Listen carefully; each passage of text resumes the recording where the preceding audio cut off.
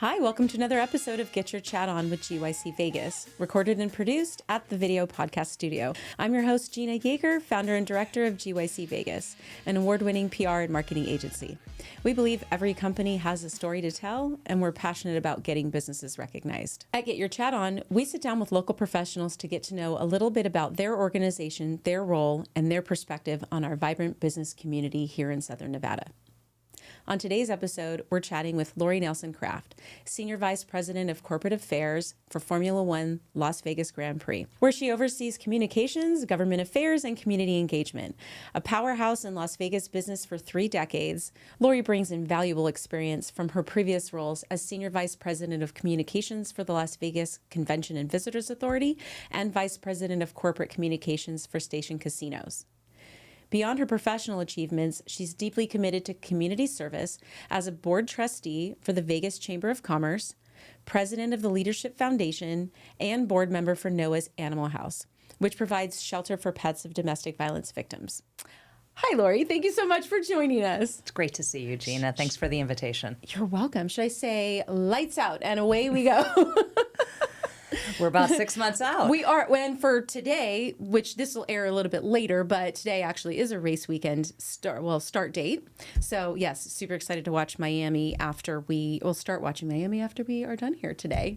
Exactly. But thank you so much for joining us. So for people who are not familiar with F1, because I'm sure some people they know it's here, but they might not be a fan. So tell us a little bit about F1 before we get into your role. So Formula One is the #1 international motorsport, and it is worldwide. And this year it is celebrating its 75th anniversary. And probably, for those who don't know, it's because it really has European, UK, and Asian roots. And it has only been recent that it has really taken off in the United States. Las Vegas Grand Prix represents the 3rd race in North America, and probably Netflix did us the biggest favor with Drive to Survive, really inviting a new generation of fans to go behind the scenes and experience the thrill.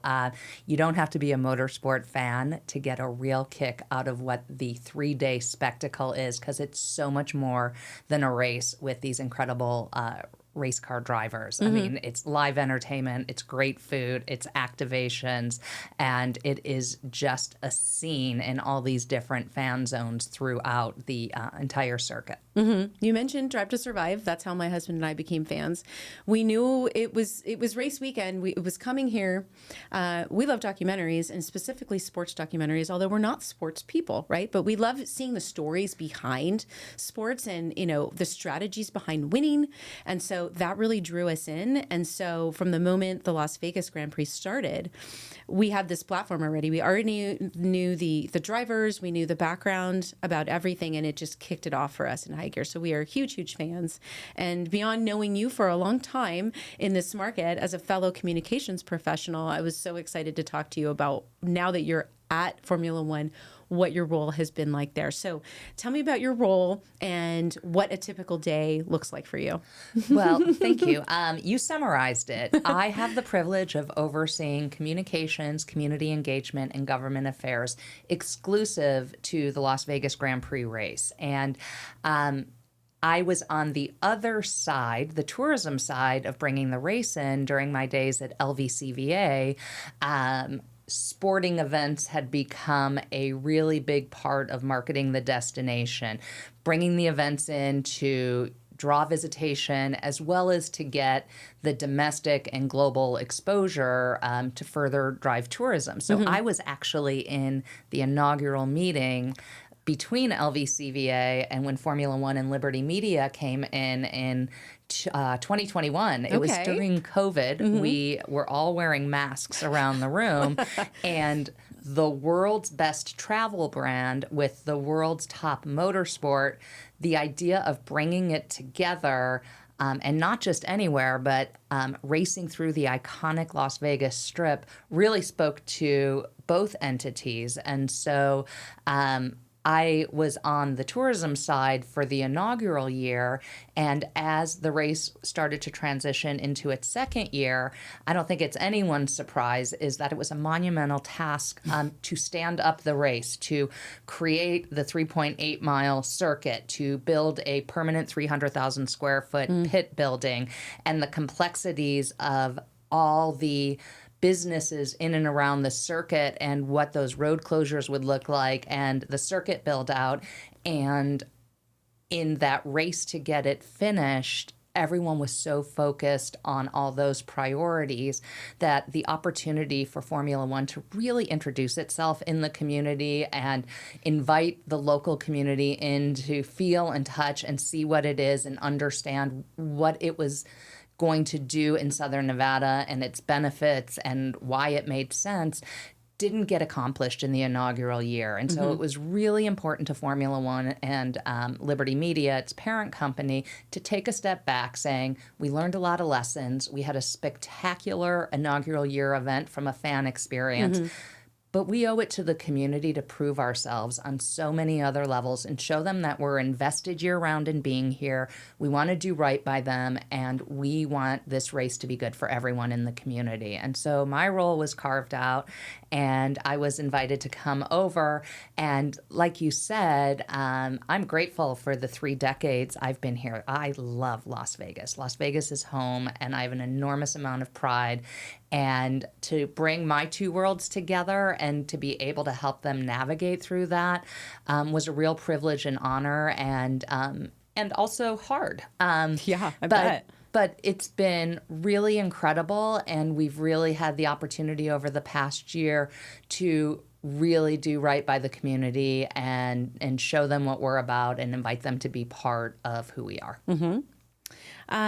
So what was the learning curve like coming from that background of hospitality and then into the world of motorsports? So, and you as a communications professional, I think you know, we are a jack of all trades. Yes. We don't necessarily focus on one industry. And I think having grown up and started on the agency side, you learn that if you're good at communications and communication strategy, and you understand corporate social responsibility, and you know how to work with public agencies and government officials, it doesn't matter what your widget is. Yeah. You know the right tools, the right strategies, the right pieces that need to be put in place to message and tell your story authentically, and to give people an emotional connection, and to make sure there's 2 ways that we're all working together. So I was not a huge motorsport fan going into it.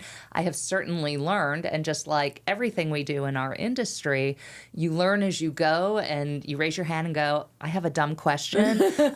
And those are the learning curves. So I am still learning as I go, and I'm bringing all my expertise, and my friends on the Formula One side and my peers and the main office, they've helped me along on the other side to learn the industry. And I still have a ways to go, but it's so exciting. And, you know, to have been in the middle of it all, standing at the start-finish line, looking around at the spectacle, and being there as the race car drivers who won were getting ready to, you know, get their awards on the podium, it was mind-blowing. I was like, what am I doing here? Oh. And it was a pinch me moment. Yeah, and it probably will continue to be every time it's race weekend, right?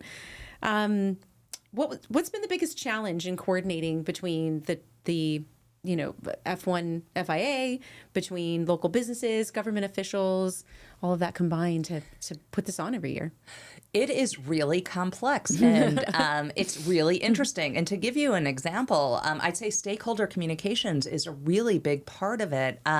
Again, you're talking about taking over 3.8 miles of what is a public streets. And there are not only resorts and casinos around there, but there's businesses and residences. And we have to speak and talk to each and every one of them to coordinate what the circuit preparations are going to look like, what race week's going to look like when when we have to shut down roads, and we have to work with all the public agencies from Metro to Fire to Public Works to RTC, and the list goes on, and it's millions of pieces of the puzzle that have to come together to say, hey, resorts and casinos, what business do you have going on? So that as we're setting up lighting and track barriers and putting up pedestrian bridges, they have thousands of guests going in and out. They've got to get thousands of employees in and out. Their vendors in and out. They have conferences and conventions that need to set up.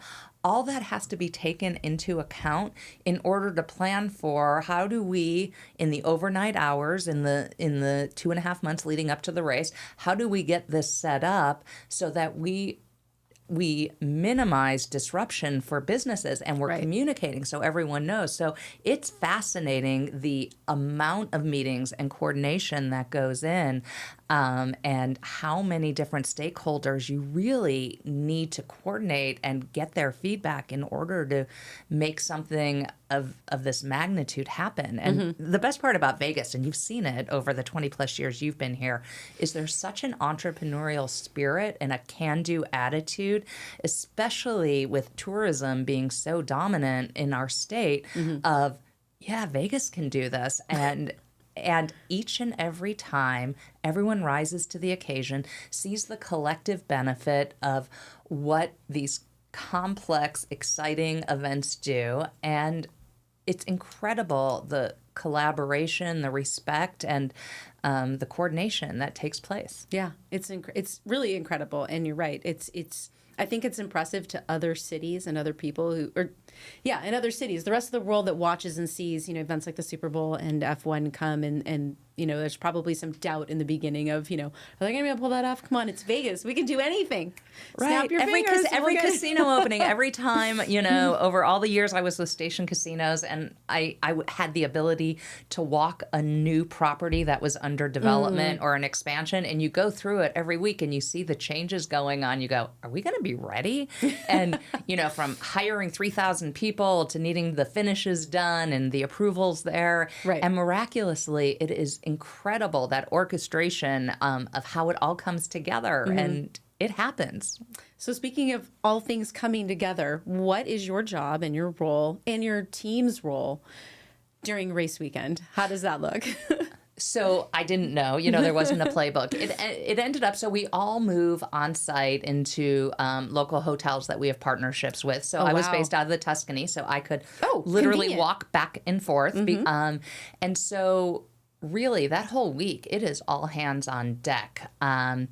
The Wednesday before race day, we had a full community day. And so we coordinated 600 middle school students from Clark County School District. They rolled in on buses, 12 different schools, and we coordinated this incredible, exclusive, behind-the-scenes opportunity for them to tour the pit building. They went into the team garages, and they met with experts who had various careers in racing.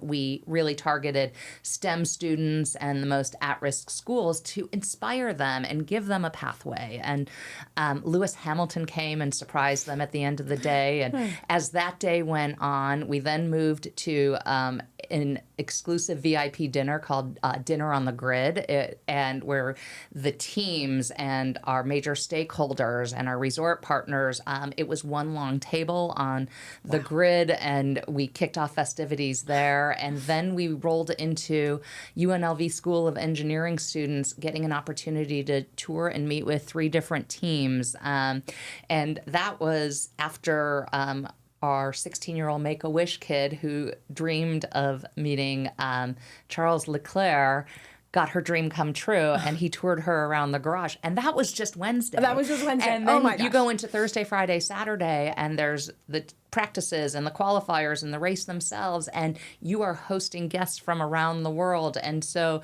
you've got the media center, and you've got press conferences happening, and you've got community groups, and you've got roads closing and how you communicate about that. So we always had a daily check-in, and we'd meet just to troubleshoot and see where everyone was at. And you just, it's a special event every minute of the day for an entire week. And you crash in bed and you wake up and do it again. But pure adrenaline. Yeah. It really was super exciting. And, even down to race night itself, the excitement, the celebrities coming through. I literally come back into the pit building and right behind me, Adele's walking in. And I was like, is that Adele? And how do I sit here and keep it together and remain professional? And at the same time, I'm getting 20 kids ready to go out on the grid and be paired with each driver, and they get to stand in front of them for the national anthem. And so there's all these little pieces throughout the day that you're trying to execute. And as you know, in the special events business, you have worked months in advance to button up, from getting everyone there to the logistics to moving them around to making sure you've communicated, fed them, restroom stops for everyone. I mean, it's that much. It's a lot. Oh my gosh. It sounds fantastic. If you need any volunteers for next year. It is true. Gina and her husband are true fans. It is, and we thank you for that. Absolutely. So switching gears, just to go back into your career and take a look back. How did you first realize that the field of communications was really where you wanted to be, your true passion? So I did declare public relations in the journalism school as my major, and that is only because as I went to meet with my advisor, I wanted to go into the business school, and I started looking at the curriculum, and it was super math intensive, and I was like, that does not speak to me. And so I randomly chose public relations in the journalism school without really knowing.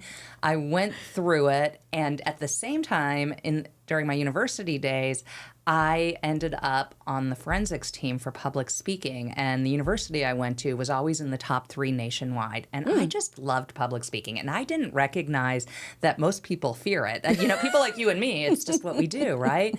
But I started really excelling at public speaking, and while I had a degree in public relations, it wasn't until I had my very first job at an agency in Detroit, Michigan, that I started cutting my teeth and going, oh, it's more than writing a press release.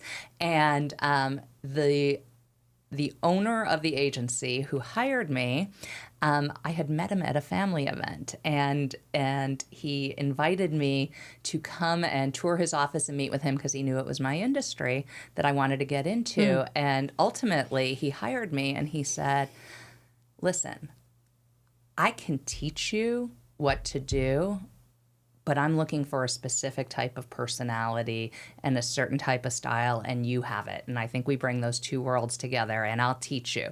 And I started learning from the ground up, just the little pieces, the very tactical pieces that lead to strategy, and I started to grow.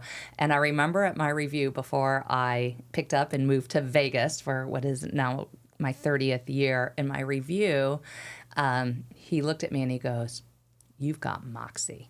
And the way he said it, I was like, thank you. Had no idea what it meant. Went back to my office, looked it up, and I was all like, yeah, I got moxie. Nice. And I just fell in love with it. And I always knew I'm gonna stick with something if I like it, and I'm going to continue to grow. And I had great mentors. And then I started kind of becoming that strategist.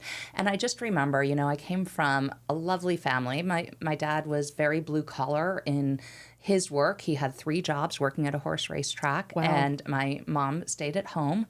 And I just remember he wasn't happy, but he needed to put food on the table. And that era, it wasn't about being happy in your career. It was about put food on the table and take care of your family. And so all I remember as a kid growing up in the 70s and 80s was, I want to make sure I'm really happy and that it really speaks to me. And I knew I would hit eject if it didn't. And I just continued to keep growing and loving it. And then the opportunity with Station Casinos, when I transitioned out of agencies, to have the opportunity to use my public speaking in a larger way and serve as the spokesperson, really opened up another door for me. And it probably elevated my visibility in the community, even though it was only a small piece of what communications actually does. For your job there. Oh my gosh. So we already talked about journey to today. What's the motivating spark, you would say, that gets you excited to approach each day? Well, I think I said it. I genuinely love what I get to do. You know, I don't know. You just get excited. I really you're just happy to go to work every morning. Well, no, I don't think we're all happy. Like, I mean, I woke up this morning and went, "It's Friday." You know, I'm tired at the end of the week. But you know, I have always had the privilege of working with good, smart people and learning from them and being given the opportunity, and good hard work gets recognized. And I have been really fortunate that when I look back on the few major jobs I've had in town, I have been tapped for those positions. And the reason the reason I would hear is you work hard, you're trusted by people, you know, that reputational piece that you can't have training on. It's just who you are. And you don't realize how special it is until you're in a workplace. And so I genuinely, like, the team at Formula One, they're entrepreneurial, they're creative, they're fantastic people. It was a great transition. Same thing with my time at LVCVA and Station Casinos, too. That was family, 14 years. I had no idea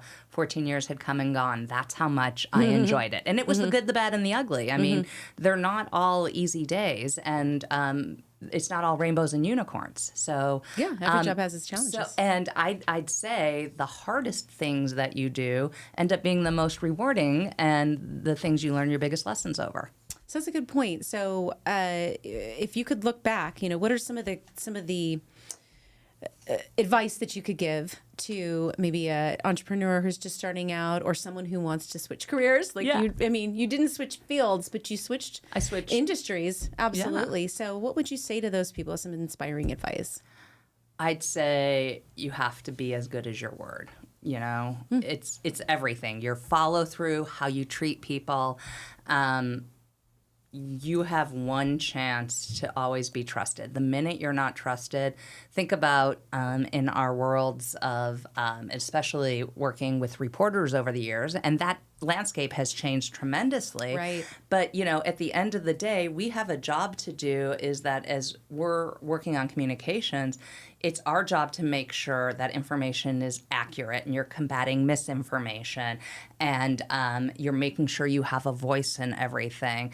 And there's a lot of education and a lot of pushback, but there's a collaborative way to do it, and there's a respectful way to do it. And there are difficult conversations that have to happen, because at the end of the day, whoever I am representing, it's my job to make sure that their story is accurately portrayed. And so you have to find ways when you're dealing with people who have agendas, or there's misinformation out there, or there's detractors, of how you're going to combat that, and how you're going to make sure you, in a very trusting way and an effective way, can ensure your voice is heard, because a reputation takes decades to build, and it could take one line by somebody else to completely destroy it. Yeah, yeah.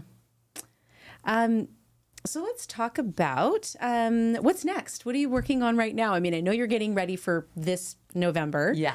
Right. And today is the opening day of the experience. Of Grand Prix Plaza, that's right. So when we built what is called Grand Prix Plaza, it's a 300,000 square foot pit building for the race that, you know, the ground floor, you saw it, you were there last week.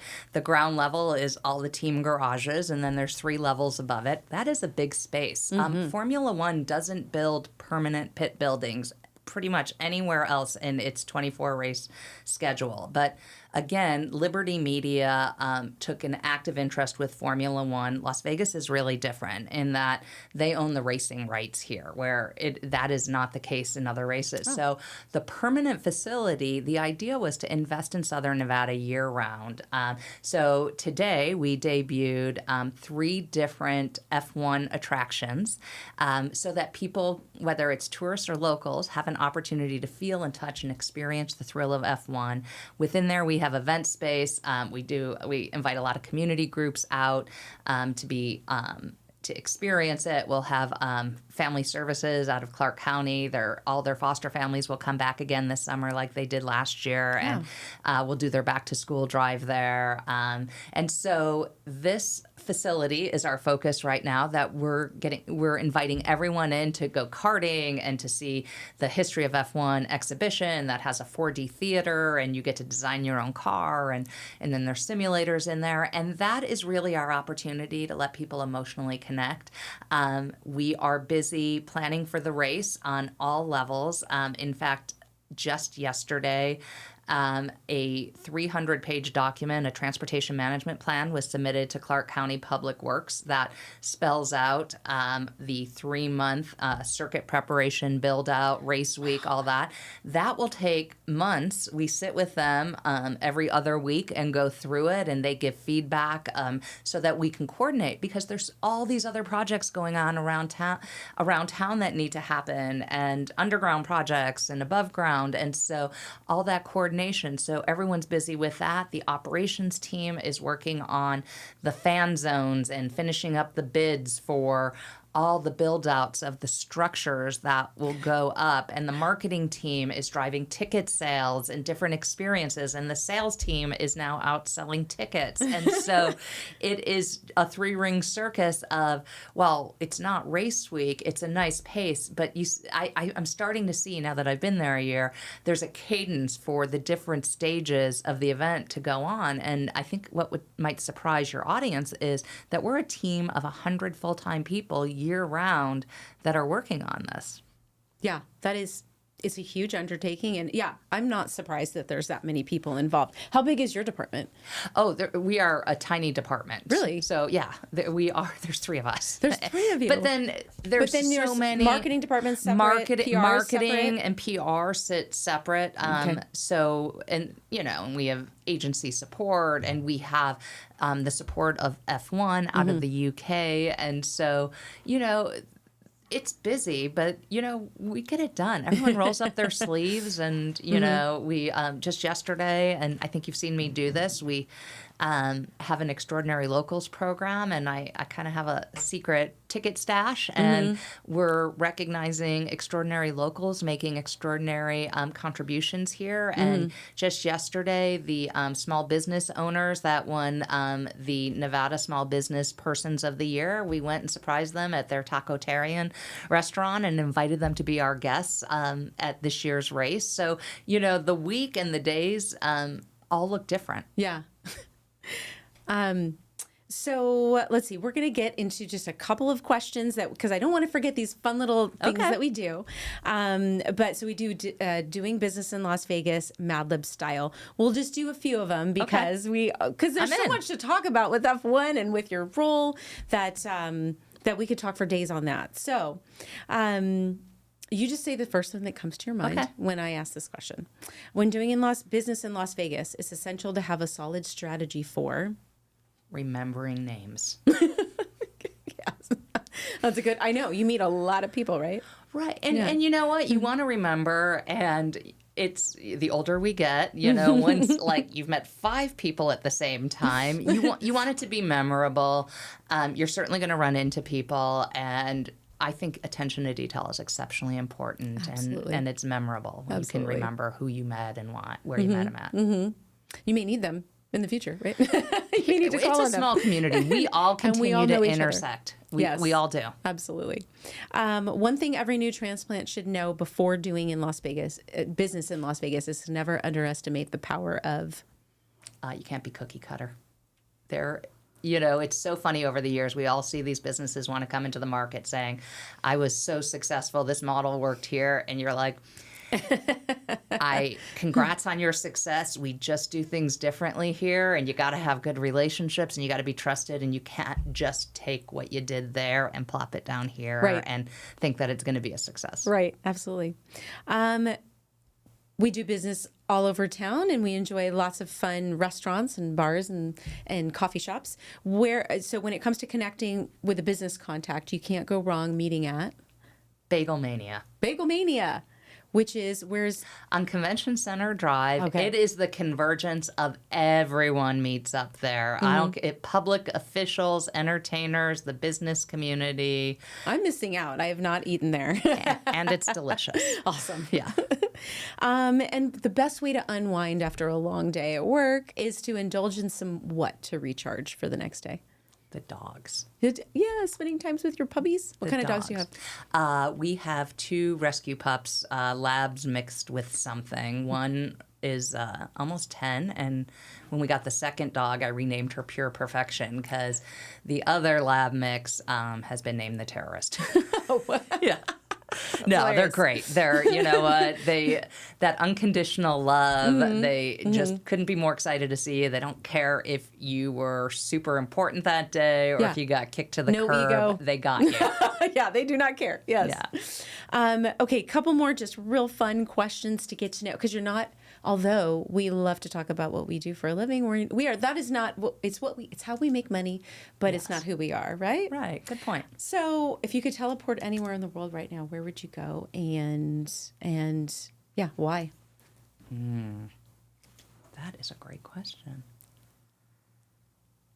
I would teleport to our lake house in Michigan and be sitting on the deck overlooking Lake Michigan as the sun's setting. That sounds really peaceful. Yeah. If you could have a superpower, what would it be and how would you use it?